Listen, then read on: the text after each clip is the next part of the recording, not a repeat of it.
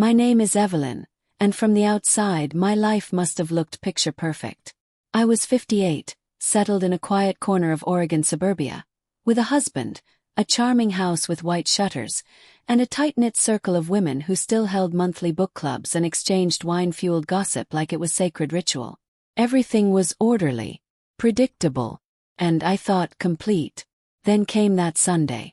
The quiet kind that feels like it's whispering something's about to change. My husband, Richard, had left that morning for a week-long fishing retreat with his college buddies, something he planned for months. I'd helped him organize everything, even folded his clothes into his duffel like I always did. I told myself we needed the space, that a little distance might thaw whatever dull frost had crept into our marriage. We weren't arguing. We just weren't. He didn't notice the new shade of lipstick I wore, and I'd stopped hoping he might. That afternoon I was simmering a pot of tomato sauce, a half glass of Riesling in hand, when the doorbell rang. Unexpected. I wiped my palms on the kitchen towel and opened the door. There stood Noah. He smiled that familiar crooked smile, the kind I hadn't seen since he was a teenager, thundering down our hallways with muddy sneakers and an appetite that never quit. Noah had been my son's best friend since middle school. Now 27, he was no longer the wiry, energetic boy I remembered. He'd grown into his frame, his presence quiet and deliberate, a far cry from the chaos he once brought into our home. Blinked. "Hi, Evelyn," he said, rocking slightly on his heels. "Ran into Richard yesterday. He mentioned he'd be out all week. I was nearby and figured I'd stop in, say hello." His voice was familiar but deeper. I noticed how his shirt curved around his shoulders, how his eyes held that unshakable calm that some people grow into too early. Startled me. "Oh," I said, stepping aside. "Of course. Come on in. I was just cooking." He followed me in, and with him came a scent, clean soap, something woodsy beneath it. He sat at the island while I poured him a glass, the way I always had when he was younger. Except now he wasn't a boy anymore. We chatted. His new job downtown, his mother's move to Arizona, his nostalgic love for this house.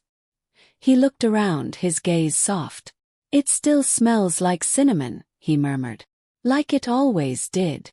You haven't changed a bit," he added, his tone dipping. I laughed, brushing my hair from my face. "I've changed more than you think. I'm just good at covering it." For a moment he said nothing. I turned back to stir the sauce, but I felt the weight of his eyes, heavy, certain. The air thickened. "You look stunning," he said. The words stopped me. It wasn't just what he said. It was the way he said it, calm, sure, like he meant it. Not like someone trying to flatter. Like someone stating a fact. I turned, searching his expression. "That's kind of you." "It's not kindness. It's just the truth."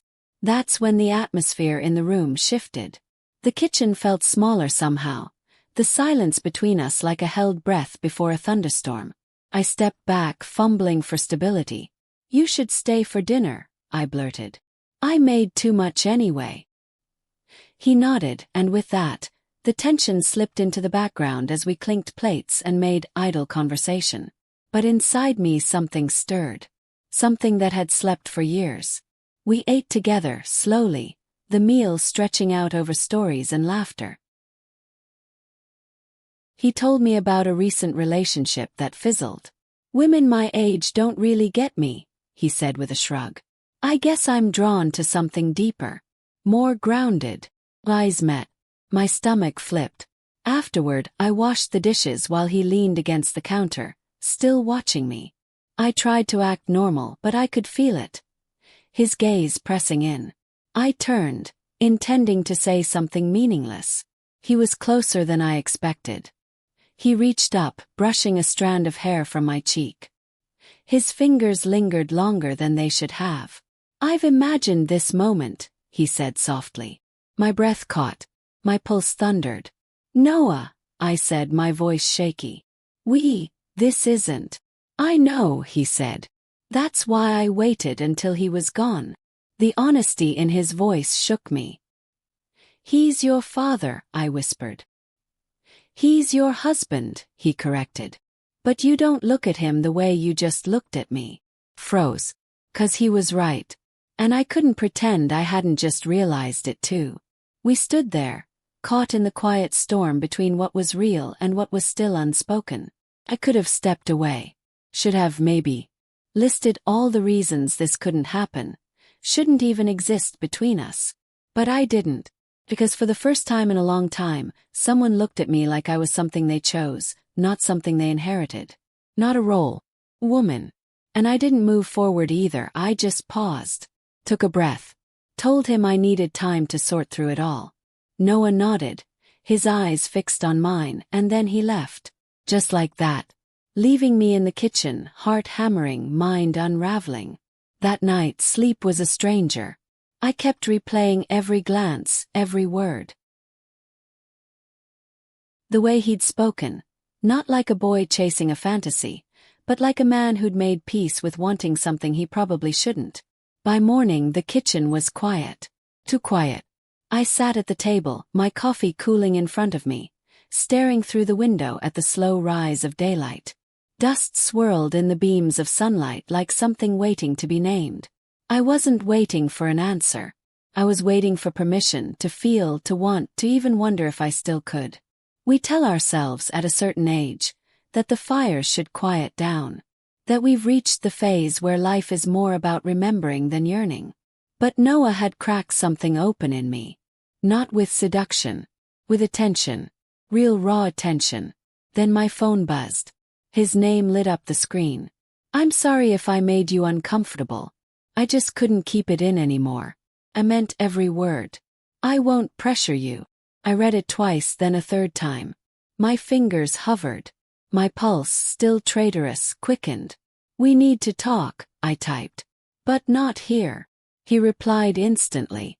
Just say when and where. That evening I picked the old park on Roseview Lane. The one with the faded benches and the tall oaks that had shaded our kids on summer days. It felt distant from the weight of home. Somewhere simple, grounded. I waited beneath one of the trees, coat wrapped tight against the chill, nerves sharp and brittle. I saw him before he saw me. Dark green sweater, denim, hands tucked into his pockets like he wasn't sure how to carry them. But his eyes, those eyes found me fast and didn't let go. I stood when he reached me. You look well, he said, voice careful. I gave a nod, motioning to the bench. Let's just talk. We sat in the cold silence. Somewhere beyond the trees, laughter rang from a group of kids chasing shadows. An older couple passed nearby, hands linked, moving slowly like they had all the time in the world. I don't know what this is, I said finally. You were like family. I know, Noah said gently. But I've known you since I was 10. And I'm not 10 anymore.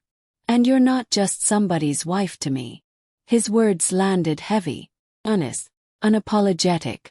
I started feeling it last year, he continued. You probably didn't even notice. The way you'd smile but never fully. Like you were holding back the part of you that used to light up a room. I kept thinking.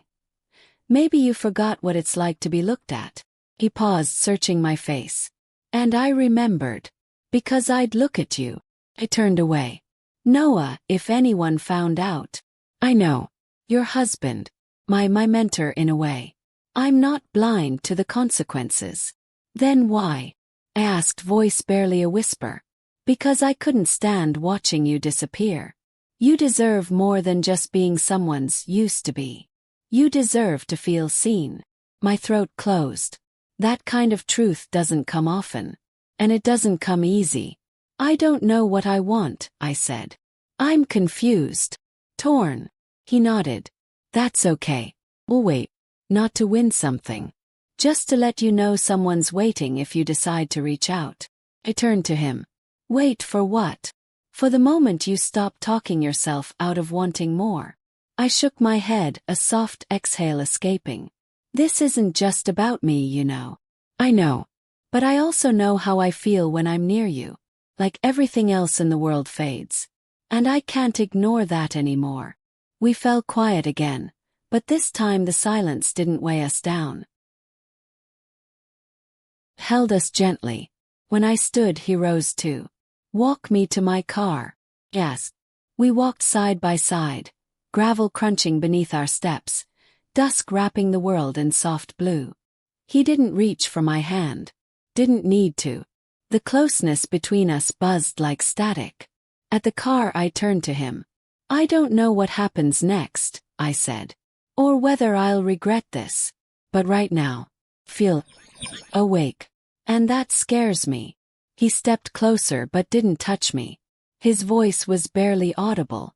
That makes two of us. Then let it terrify you. Just don't run, he said. I looked up at Noah. His face close, his eyes steady, searching. And I didn't move. He didn't reach for more.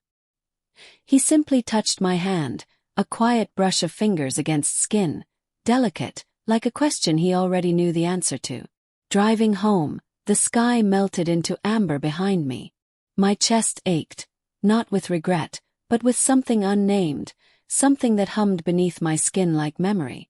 Kept touching my lips. He hadn't kissed me, not then, but it felt like he had. The sensation of it lingered in the spaces between my breaths. The house felt unfamiliar when I stepped back inside. The same furniture, the same lighting, the same rhythm, but it was like I was seeing it all through someone else's eyes. The photo on the mantel of Richard and me, younger, smiling wide under a Tuscan sun. The keepsakes from trips we'd taken, before routine buried wonder.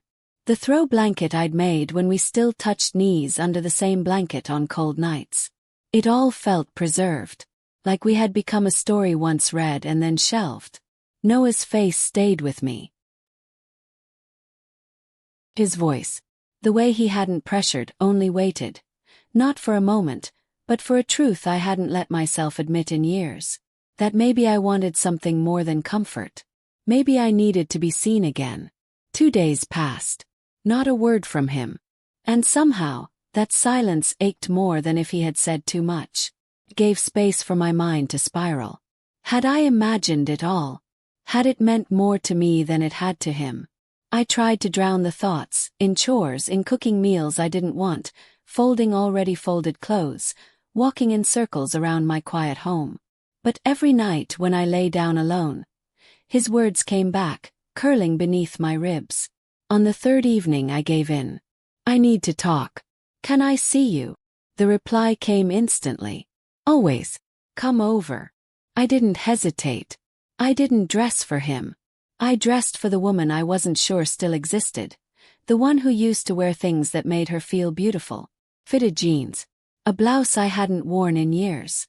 One that revealed more collarbone than I usually allowed. Noah lived just outside town, in a top-floor apartment with old wooden floors and wide windows that caught the afternoon light. When I knocked, he answered almost at once, eyes widening when he saw me. Evelyn, he said quietly, stepping aside. His place smelled of clean linen and cedar. Simple. Lived in. A candle flickered softly in the corner, casting a warm, steady glow across the shelves and small stack of books on his table. I probably shouldn't be here, I said, resting my purse down like a confession. But I didn't know who else to talk to. You always have a place here, he said. His voice was gentle but firm, like he meant it. I turned to him, arms folded. Not from the cold, but to keep something inside me from spilling out. I've been asking myself all week, what's wrong with me? Why do I keep going back to this feeling, to what you said? Why didn't I shut it down? There's nothing wrong with you, he said, stepping closer. You felt something. That's not brokenness. That's being alive. I shook my head. But it feels wrong. He met my eyes. Does it feel wrong? Or just unfamiliar? I couldn't answer. He reached for my hand, just enough for his fingers to rest against mine. You know I'd never hurt you. You believe that, right? I nodded, throat tight. Then tell me to stop, he said. Say the word. And I will. But I didn't. Couldn't. Because that moment, the weight of his gaze, the warmth of his hand, the quiet permission between us, was the first time in years I remembered what it meant to want. So I stepped closer, and he kissed me. It wasn't eager. It wasn't forceful. It was reverent, careful. A kiss that didn't take, it asked. A kiss that whispered, "You deserve this. You still matter." His hands rested gently at my waist, grounding, tender. When we finally pulled apart, I realized tears were clinging to my lashes. "Are you all right?" he murmured, brushing beneath my eye. He nodded. Words wouldn't come. We sat on the couch, close but not tangled. Our shoulders brushed. I began to speak, unsure where the words were coming from.